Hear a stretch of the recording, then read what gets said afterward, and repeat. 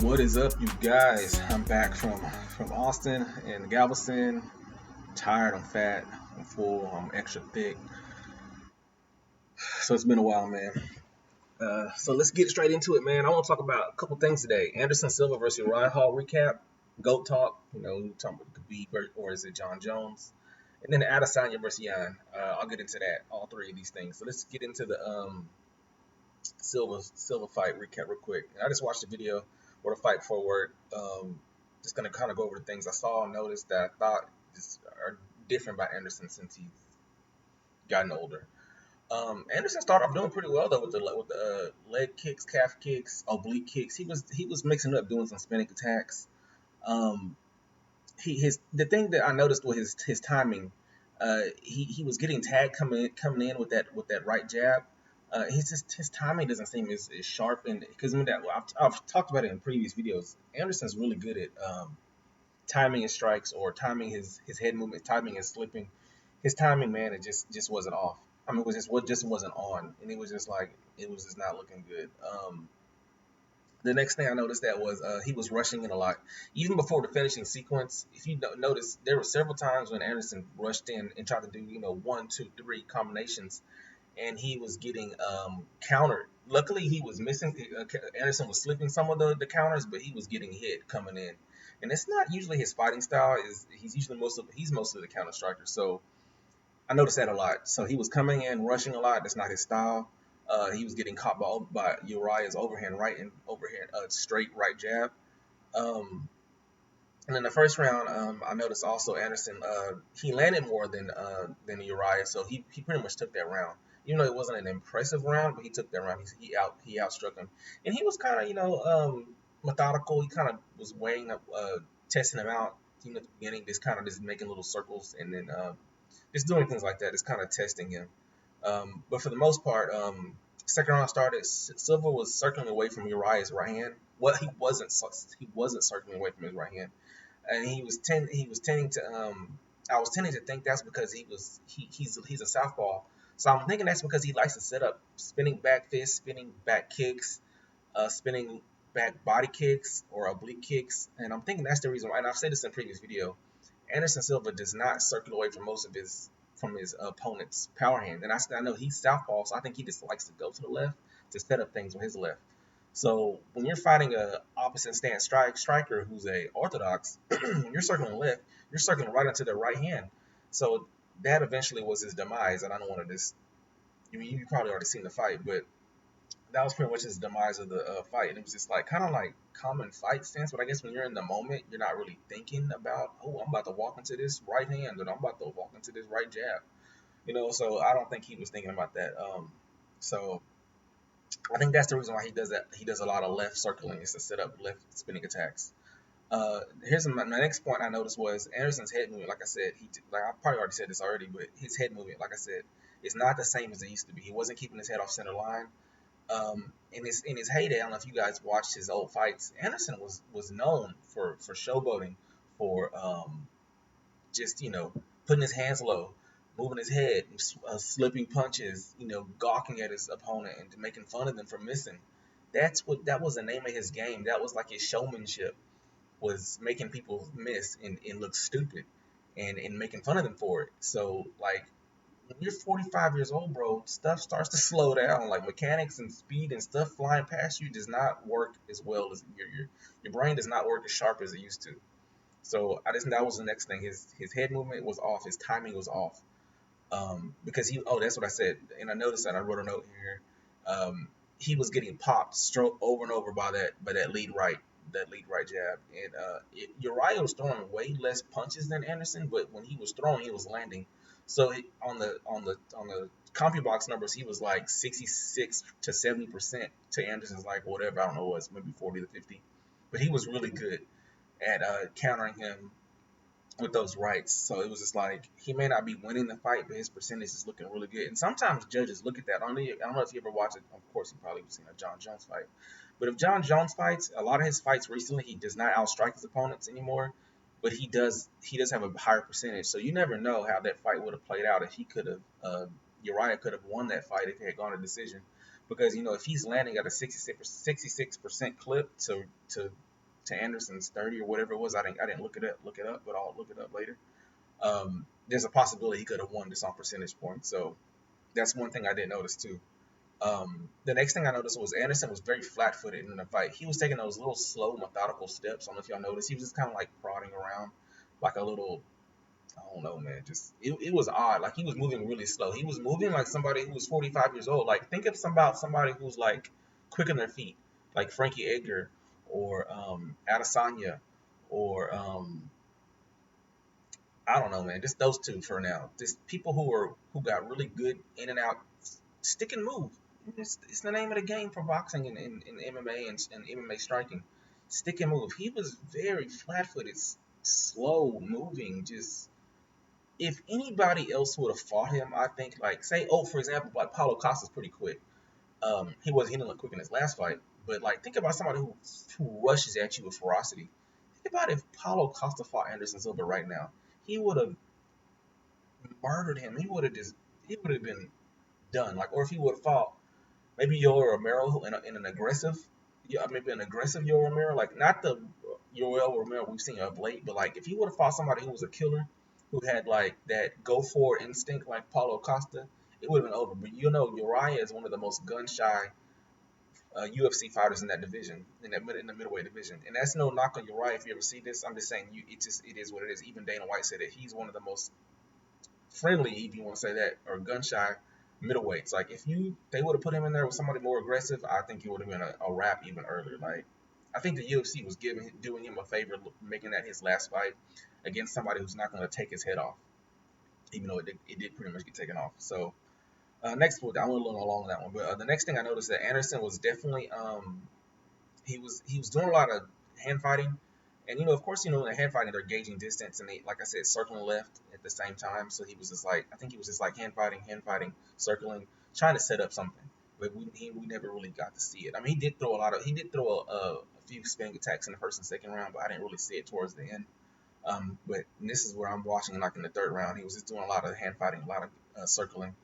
But like I said, he was circling into his power right hand, and he was just walking right into it. And I think if Uriah just would have cut off the cage more, just kind of chopped him down, kind of like when Jones fought Reyes. They both were cutting each other off at different points in the fight. Like Reyes was cutting him off at the beginning of the fight, and then Jones was cutting him off towards the end of the fight when he got tired. So if Uriah just would have cut off the cage more often and just used that lead right to cut off that circling and just make him eat it, I was noticing that was just that would have worked better for him in that instance with the circling. So the next thing I noticed was sorry, my phone keeps tripping. Uriah seemed to wake up at the end of the third round. He caught him with that big right when once again Anderson kept coming in, like being it's uncharacteristic of him. He usually, like I said, Anderson waits. He doesn't usually go forward. He's not usually an offensive striker. He's more of a counter striker in his heyday. I'm trying to think of an example when he counter struck somebody and just knocked them out. Vitor Belfort, I guess you could say that front kick was a counter strike. Maybe when I'm thinking about the Chael Sonnen, I talked about that in a previous video. That was a desperation move. I'm trying to think of some big left hands he's landed. I can't think of him right now. Maybe I'll have to come back to that. But for the most part, Anderson Silva was a counter striker, kind of like Conor McGregor. So like I said, back to my point. At the end of the third round, he lands that mean short hook, and he puts Anderson down. And it's funny, these little pop shots don't look like much, and that just goes to tell me that his chin is not where it used to be. And it's just like these shots just they don't look like much. It just like he just lands a quick right, and then Anderson's boom, he's just down, and it doesn't even look like Anderson's just super hurt, but it just like knocks off his equilibrium, and he's just down. And I think that's from a weakened chin, you can have a weakened brain from getting concussed so many times. So I think that's what that was. I don't think it had anything to do with his ability, his fighting ability. I think that's just science, anatomy, or whatever the word, biology, whatever. It was just like he did not look strong physically in the head. And the next thing I noticed was, then he got saved by the belt. So that was it. That was in the third round. Fourth round doesn't last long. Anderson once again goes forward, rushes him, walks right into another lead right hand, which I think it was a hook or it may have been an overhand. It was something short, something similar to like that. And then the fight's over. He ends it with Uriah ends it with ground and pound. So long story short, like I said, these shots weren't the hardest in the world. I think Father Time just caught up to him. I mean, eventually that elusiveness and that timing catches up with you. I just think that's the moral of the story, man. Age, he's freaking 45. He's like almost 90 years old. Just being crazy, but he's like 45 years old. Dude needs to retire. If you're watching this, dude, you were my favorite fighter growing up. Much respect to you for still doing this at this age. Just hang it up, bro.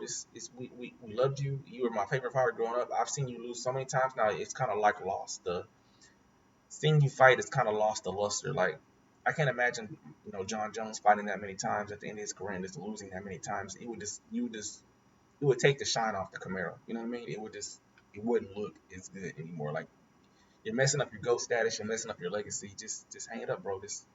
You were the best in your heyday. You reigned for the longest ever at middleweight. Izzy probably never catch that. John Jones obviously can't catch that out. He's 33. You are gonna be a Hall of Famer. Just hang it up. That's all I got to say about that. Um, but like I said, fragile chin, slipping ability was gone, and that's probably from previous knockouts. The next thing I want to know, next thing I want to say was, yeah, I said most of this already. Yeah, he just rushing in was uncharacteristic, got clipped. Um, chin's bad. Yeah, so yeah, all of this was just a bad recipe of disaster. Just all of this, his game plan was just a recipe for disaster. Just not look good. So that's enough on Anderson. Please retire, bro. Next thing I want to jump into is a GOAT talk.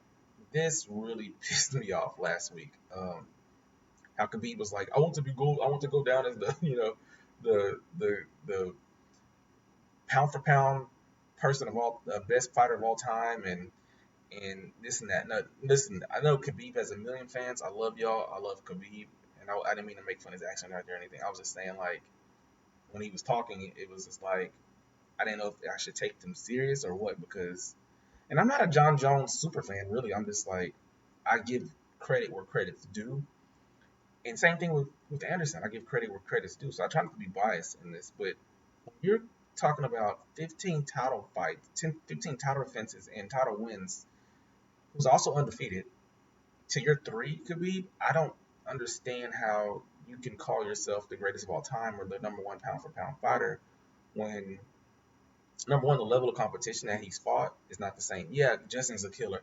Justin Gaethje's a killer. Dustin Poirier's a killer. Conor McGregor's a killer. But when you're talking about fighting guys like Shogun, who's an assassin, Lyoto Machida, who's an assassin who almost broke his arm, Vitor Belfort, who almost broke his arm too, John Jones, who fought John Jones, Ryan Bader, Glover Teixeira, Gustafsson, who almost freaking won, DC twice, Thiago Santos, Anthony Smith. I mean, all these guys are these are like big name killers, assassins, murderers that I can just like think off the top of my head. Same thing for Khabib. These dudes are number one. They're a lot smaller. They don't have the same knockout capability. Um, they're not as ferocious and aggressive. Maybe other than Gaethje and Dustin. I mean, I don't know. In my opinion, I think John Jones fought scarier, tougher level competition. Um, I mean, just think about Shogun Rue and Lyoto Machida in their prime, but they were freaking just killers. I mean, I remember being nervous for those two fights and the Vitor fight. I mean, I remember being nervous as heck. Like, I was like, I don't know if these kids are gonna win.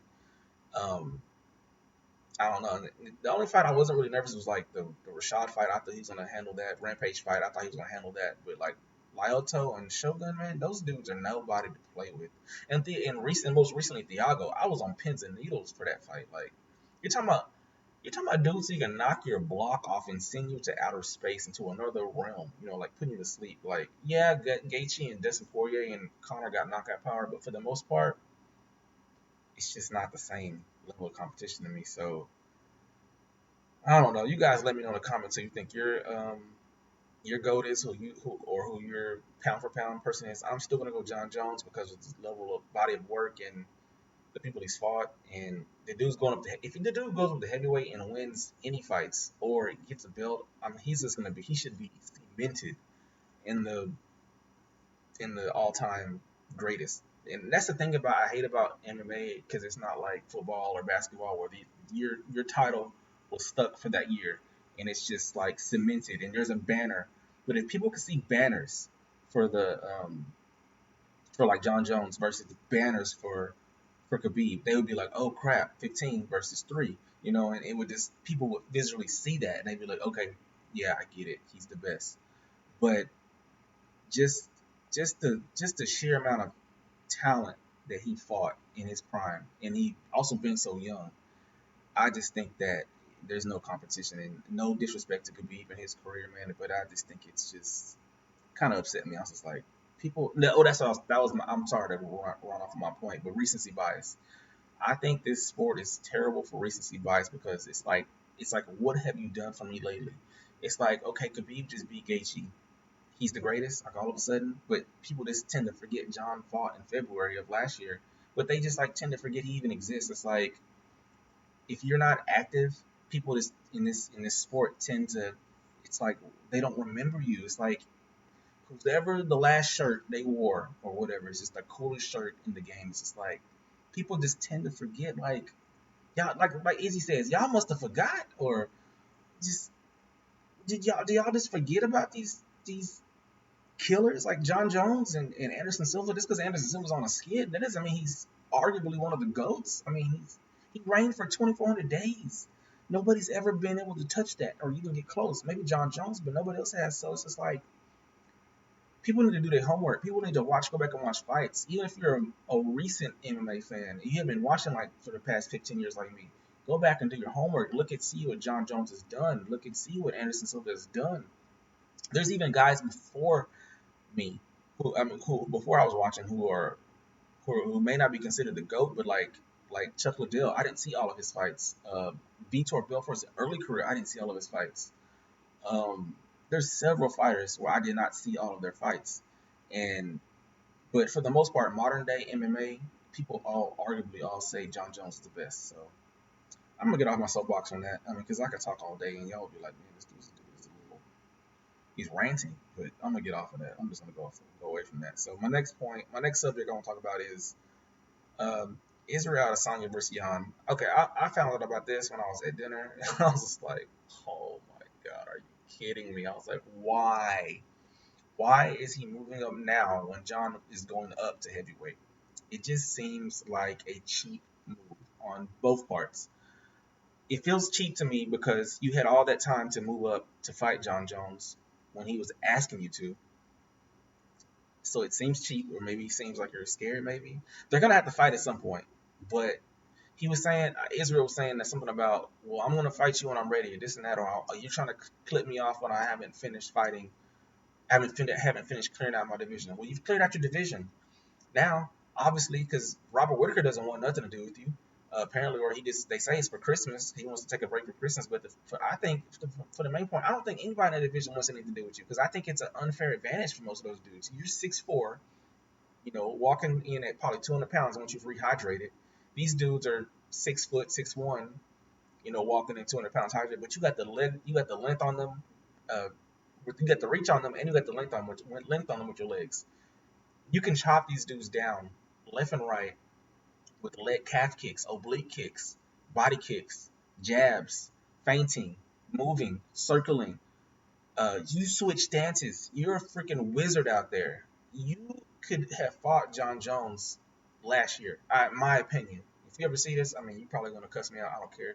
But I personally feel like you could have fought John Jones last year. You may have lost, but you would have I think you would have held your own. John Jones is probably going to wrestle you to death, but I think you would have held your own.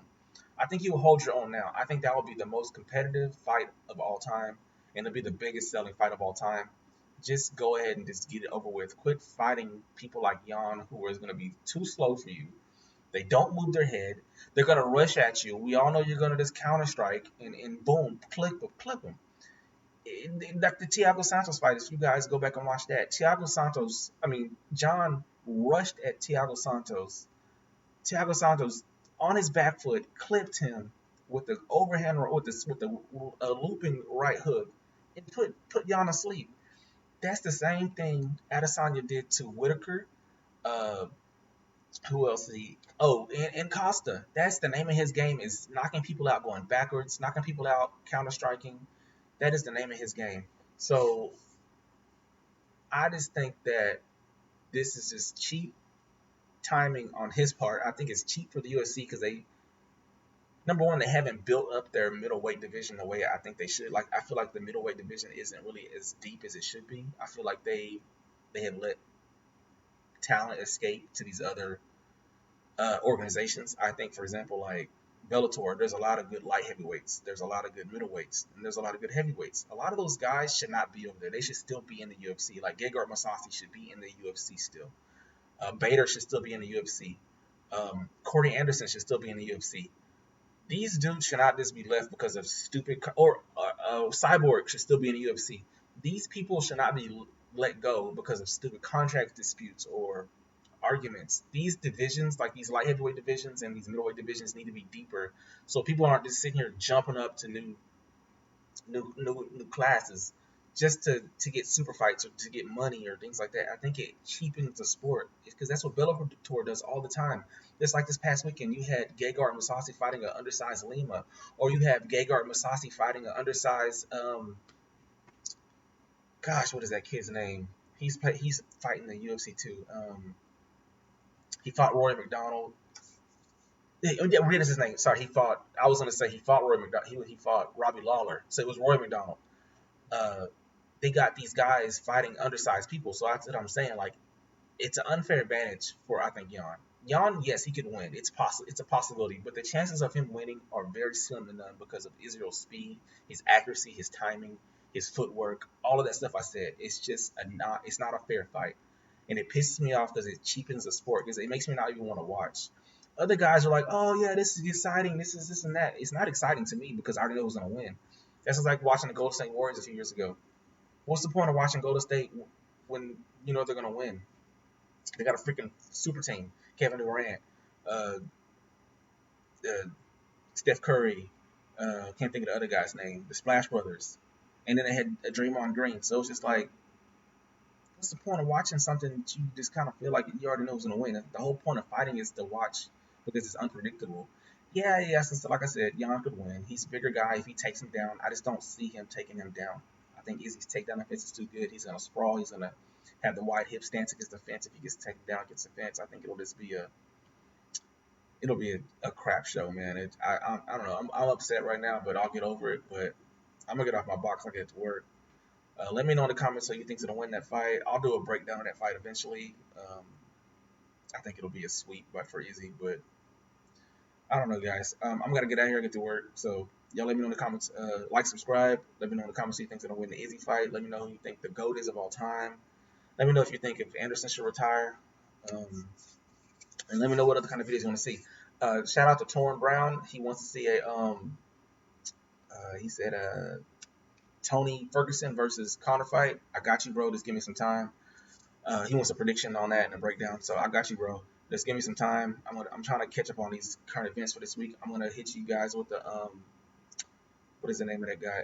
Thiago Santos versus Glover Teixeira this week. I'm gonna try to do my best to get a fight out. I mean a prediction breakdown for that this Wednesday or Thursday. So look out for that. So I'm gonna get off my box and get to work. So sorry if this video was a little ranty, but that was just me like being a super fan. So all right, guys, I gotta get out of here. See you later.